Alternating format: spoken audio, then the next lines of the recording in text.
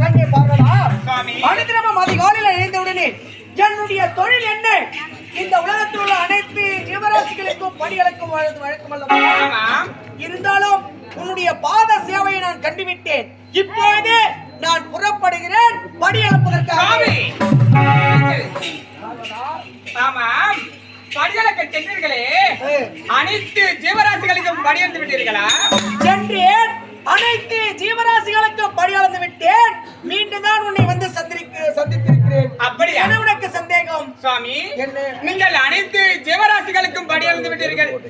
பார்வதா, கல்லுக்குள் இருக்கின்ற தேரைக்கும் கருவுக்குள் இருக்கின்ற சிசுவிற்கும், அப்படியா? இந்த உலகத்தில் உள்ள 784 ஜீவராசிகளுக்கும் படி அளந்து விட்டுதான் இப்போது நான் உன்னை வந்து சந்தித்தேன். இல்லை என்று நான் உரைக்கின்றேன். என்ன?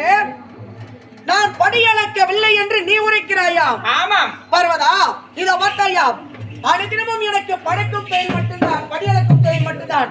இருந்தாலும் அனைத்து ஜீவராசிகளுக்கும் படி அளந்து விட்டேன் என்று நான் உரைக்கிறேன். இல்லை சுவாமி, நீங்கள் ஒரு ஜீவராசிக்கு படி அளக்கவில்லை என்று நான் சொல்கின்றேன். என்ன? ஒரு ஜீவராசிக்கு நான் படி அளக்கவில்லையா? ஆமா. அனைத்து உயிர்களுக்கும் படி அளந்து விட்டுதானே உன்னை வந்து நான் சந்தித்தேன். அப்படி என்றால் இன்றோ உனதிலே மனதிலே பெருத்த சந்தேகம் ஏற்பட்டிருக்கிறது. ஆமாம் சுவாமி. அந்த சந்தேகத்தை தான் நான் தீர்த்து வைக்க போகிறேன். ஆமாம். அப்படியா? சரி, எந்த ஜீவனுக்கு நான் படி அளக்கவில்லை என்று நீ உரைத்தால் நான் படி அளந்தேனா அளக்கவில்லையா என்று இப்போது தெரிந்துவிடும் அல்லவா? சுவாமி, நீங்கள் எந்த ஜீவராசி தெரியுமா படி அளக்கவில்லை? இந்த பேரை ஒரு சிறிய ஜீவராசி நான் அடைத்து வைக்கின்றேன். அப்படியா?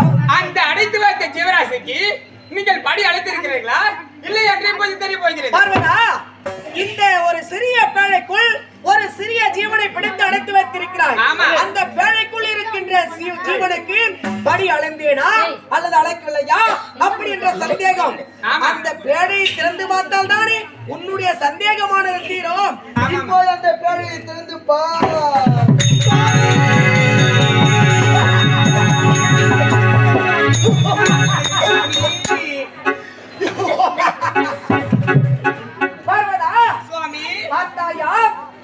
நீ ஒரு பேழை எடுத்துக் கொண்டு வந்து அதன் உள்ளே ஒரு சிறிய ஜீவனை அழைத்து வைத்திருந்தாய். அதற்கு படி அளந்தேனா அழைக்கவில்லையா என்று கேட்டாயே. இந்த படி அளக்கும் கர்த்தா இந்த பேழைக்குள் இருக்கின்ற சிசுவுக்கு நான் படி அளந்து விட்டேன். இப்போதாக தெரிந்து கொண்டாயா நான் யார், எப்படிப்பட்டவன்? இந்த மும்மூர்த்திக்கெல்லாம் முதல் மூர்த்தி நான். அப்படி இருக்கும்போது என்னுடைய படி அளக்கும் தொழில் மீதே உனக்கு சந்தேகம். பார்த்தாயா பார்வதா, சுவாமி, இந்த உலகத்திலே அப்படி என்றால் எப்போது என் மீது நீ சந்தேகப்பட்டாயோ இனி மேற்கொண்டு பார்வதா, இந்த உலகத்திலே சிவன்தான் சிவன்தான் பெரியதா? சுவாமி, அனைத்து ஜீவராசிக்கும் படியெடுத்து விட்டால் சிவன்தான் பெரியது என்று நிர்வகிக்கிறீர்கள். கிடையவே கிடையாது. இந்த 17 உலகங்களில் எப்பொழுதுமே சக்திதான் பெரியது. என்ன? சக்திதான் பெரியவளா? கிடையவே கிடையாது. பார்வதா, இந்த சிவன்தான் பெரியது. கிடையவே கிடையாது, சக்திதான் பெரியது. இல்லை, சிவன்தான் பெரியது, சக்திதான் பெரியது. சுவாமி, என்ன வார்த்தை கூறிக்கொண்டிருக்கிறாய்? நான் யார்? மும்மூர்த்திக்கெல்லாம் முதல் மூர்த்தி, படியளக்கும் தொழில் செய்யக்கூடிய கர்த்தா, திரிசூலத்தை உடையவன் நான். அந்த திரிசூலத்தை உங்களுக்கு கொடுத்தவள் நான். பார்வதா, முக்கண் படைத்த பரமன் நான். அந்த முக்கண்ணையும் உங்களுக்கு கொடுத்தவள் இவள் சக்தி. பார்வதா, முக்கண்ணை கொடுத்தாயா?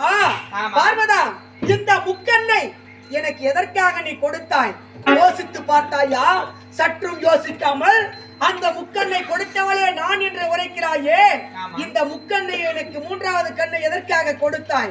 5 நிமிட சந்தோஷம் காம இச்சைக்காக இந்த முக்கண்ணை எனக்கு நீ தாராளமாக கொடுத்தாய்.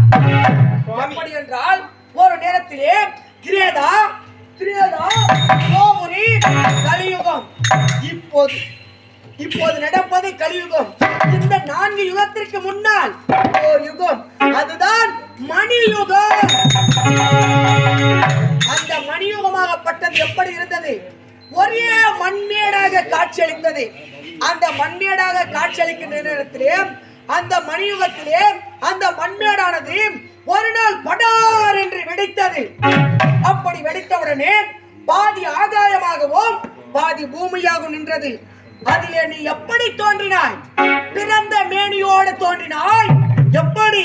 கோழி முட்டை கண்ணோடு, கோடாரி பற்களோடு, விரித்த சடையோடு, நீண்ட நாக்கோடு, இந்த உலகத்திலே முதலில் தோன்றியவள் நீ. அப்படி இருந்தாலும் ஓடினாய், தேடினாய், அலைந்தாய், திரிந்தாய். என்னடா இது? திடீரென்று உலக பூமியாகப்பட்டது பிளந்து பாதி ஆகமாகவும் பாதி பூமியாகவும் நின்று விட்டது. அங்கு இங்குமாக சுற்றி திரிந்து கொண்டிருக்கிறோம். நமக்கு யாருமே கிடையாது. நாம் தான் முதலில் பிறந்திருக்கிறோம் என்று என்ன செய்தாய்? ஓடி திரிந்து ஓடி வந்து ஒரு வட்ட பாறையின் மீது அமர்ந்தாய். அப்படி அமர்ந்தவுடனே நீயோ சுற்றி திரிந்த காரணத்தினால் உன்னுடைய உடலிலே வீரவானானது பெருக்கெடுத்து ஓடியது. எப்படி? உன்னுடைய உடலிலே வரக்கூடிய ஆறாக ஓடியது.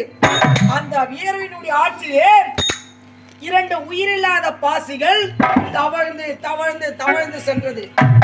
அப்போது அந்த 2 உயிரில்லாத பாசிகளுக்கும் நீ பார்த்தவுடனே உன்னுடைய பார்வையினாலே அந்த உயிரில்லாத 2 பாசிக்கு உயிர் வந்தது. அப்படி உயிர் பெற்ற உடனே அந்த பாசிகள் 2 பாம்புகளாக மாறியது. அந்த 2 பாம்புகளை என்ன செய்தது? பின்னி பிணைந்து காம இச்சையில ஈடுபட்டது. அதை பார்த்த நீ என்ன செய்தாய்? என்னடா இது? உயிரில்லாத பாசிக்கு உயிரை கொடுத்தோம், 2 பாம்பாக மாறியது. அந்த 2 பாம்புகளும் காம இச்சையில ஈடுபடுகிறது.